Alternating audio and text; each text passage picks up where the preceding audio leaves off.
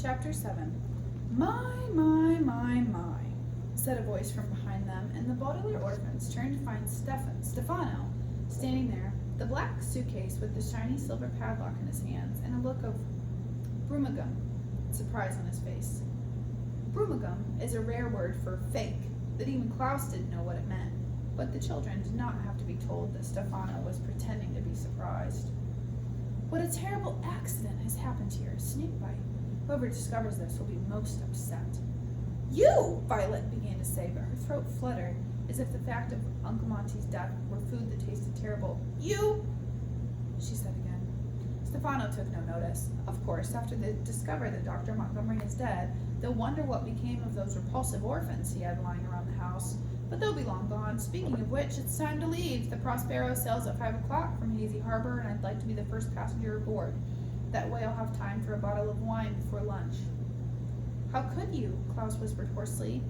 He couldn't take his eyes off Uncle Monty's pale face. How could you do this? How could you murder him? Why, Klaus, I'm surprised, Stefano said, and walked over to Uncle Monty's body. A smarty-pants boy like you should be able to figure out that your chubby old uncle died from a snake bite, not from murder. Look at those teeth marks. Look at his pale face. Look at these staring eyes. Stop it, Violet said. Don't talk like that. You're right, Stefano said. There's no time for chit-chat. We have a ship to catch. Let's move. We're not going anywhere with you, Klaus said. His face was pinched with the effort of focusing on their predicament rather than going to pieces. We'll stay here until the police come. And how do you suppose the police will know to come? Stefano said. We will call them, Klaus said, in what he hoped was a firm tone of voice, and began to walk toward the door. Stefano dropped his suitcase, the shiny silver padlock making a clattering sound as it hit the marble floor. He took a few steps and blocked Klaus's way. His eyes blocked Klaus's way, his eyes wide and red with fury. I am so tired, Stefano snarled, of having to explain everything to you. You're supposed to be so very smart, and yet you always seem to forget about this. He reached into his pocket and pulled out the jagged knife. This is my knife. It is very sharp and very eager to hurt you, almost as eager as I am. If you don't do what I say, you will suffer bodily harm. Is that clear enough for you? Now get in the Jeep. It is, as you know, very, very rude and usually unnecessary to speak that way, but the Baudelaire orphans were too terrified to point this out to Stefano. Taking a last look at their poor Uncle Monty, the three children followed Stefano to the door of the reptile room to get in the Jeep. To add insult to injury, a phrase which here means forcing somebody to do an unpleasant task when they're already very upset, Stefano forced Violet to carry his suitcase out of the house, but she was too lost in her own thoughts to care. She was remembering the last conversation she and her siblings had had with Uncle Monty, and felt a cold rush of shame that it hadn't been a conversation at all. You will recall, of course, that on the ride home from seeing zombies in the snow, the children had been so worried about Stefano that they hadn't even said a word to Uncle Monty, and then when the Jeep had arrived, the orphans had dashed upstairs to hash out the situation without even saying goodnight to the man who now lay dead under a sheet in the reptile room. As the youngsters reached the Jeep, Violet tried to remember if they had even thanked him for taking them to the movies, but the night was such a blur. She thought that she, Klaus, and Sonny had probably said thank you to Uncle Monty when they were standing together at the ticket booth, but she couldn't be sure. Stefano opened the door of the Jeep and gestured with the knife, ushering Klaus and Sonny into the tiny back seat, and Violet, the black suitcase heavy on her lap, into the front seat beside him. The orphans had a brief hope that the engine would not start when Stefano turned the key in the ignition, but it was futile. Uncle Monty took good care of his Jeep, and it started right up. Violet, Klaus, and Sonny looked behind them as Stefano began to drive alongside the snake-shaped hedges.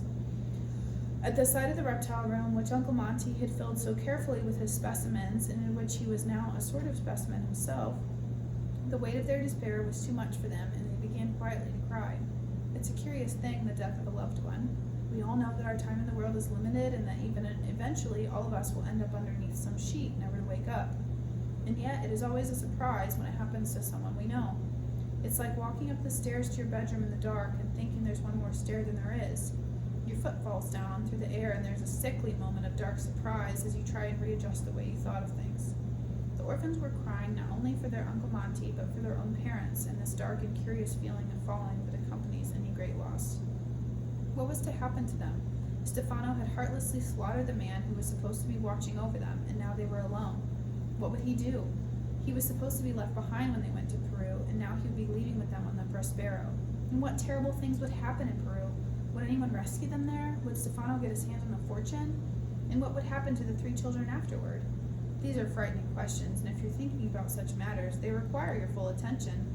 And the orphans were so immersed in thinking about them that they didn't realize that Stefano was about to collide with another automobile until the moment of impact. There was a horrible tearing sound of metal and glass as a black car crashed into Uncle Monty's Jeep, throwing the children to the floor with a jarring thump that felt as though it left the Baudelaire's stomachs up on the seat. The black suitcase lurched into Violet's shoulder and then forward into the windshield, which immediately cracked in a dozen places so it looked like a spider web. Stefano gave a cry of surprise and turned the steering wheel this way and that, but the 2 vehicles were locked together, and with another thump, veered off the road into a small pile of mud. It's a rare occurrence when a car accident can be called a stroke of good fortune, but that was most certainly the case here. With the snake-shaped hedges still clearly visible behind them, the Baudelaire's journey toward Hazy Harbor had stopped. Stefano gave a sharp cry, this one of rage. "Blasted furnaces of hell!" he shouted, as Violet rubbed her shoulder to make sure she wasn't seriously hurt. Klaus and Sonny got up cautiously from the Jeep floor and looked out on the cracked windshield. There appeared to be only one person in the other car, but it was hard to tell, and that vehicle had clearly suffered much more damage than the Jeep. Its entire front had pleated itself together like an accordion, and one hubcap was spinning noisily on the pavement in a lousy lane, making blurry circles as if it were a giant coin someone had dropped. The driver was dressed in gray and making a rough hacking sound as he opened the crumpled door of the car and struggled his way out. He made the hacking sound again, and then reached into the pocket of his suit and pulled out a white handkerchief. "It's Mr. Poe!" Klaus cried. It was Mr. Poe, coughing away as usual, and the children were so delighted to see him that they found themselves smiling despite their horrible circumstances. "Mr. Poe! Mr. Poe!" Violet cried, reaching around Stefano's suitcase to open the passenger door. Stefano reached out an arm and grabbed her sore shoulder, turning his head slowly so that each child saw his shining eyes. "This changes nothing," he hissed at them. "This is a bit of luck for you, but it is your last. The 3 of you will be back in this car with me and heading toward Hazy Harbor in time to catch the Prospero, I promise you." "We'll see about that," Violet replied, opening the door and sliding out from beneath the suitcase. Klaus opened his door and followed her, carrying Sonny. "Mr. Poe! Mr. Poe!" "Violet?" Mr. Poe asked. "Violet Baudelaire? Is that you?"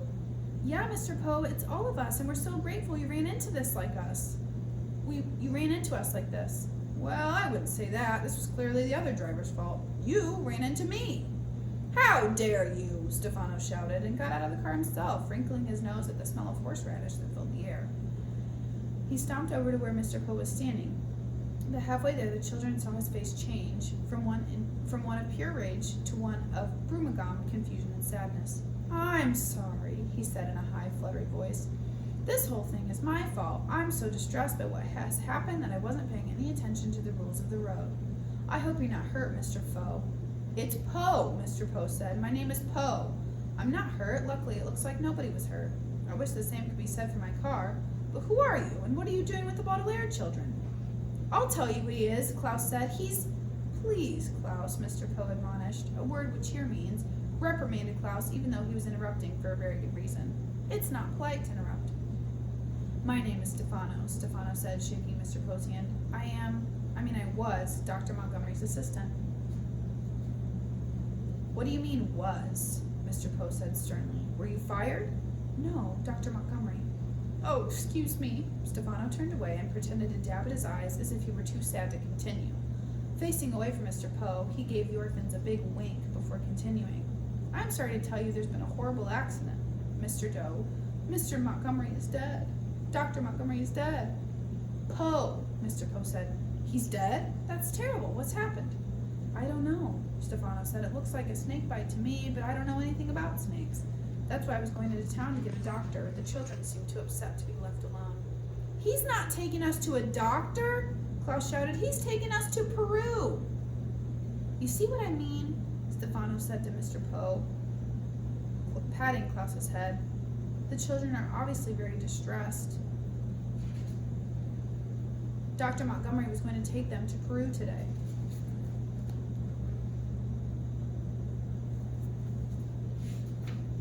Yeah, I know, Mr. Poe said. That's why I hurried over here this morning, to finally bring them their luggage. Klaus, I know you're confused and upset over this accident, but please try to understand that if Dr. Montgomery is really dead, the expedition is canceled.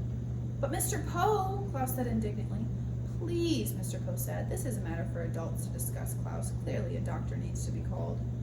Well, why don't you drive on up to the house and I'll take the children and find a doctor, Stefano said.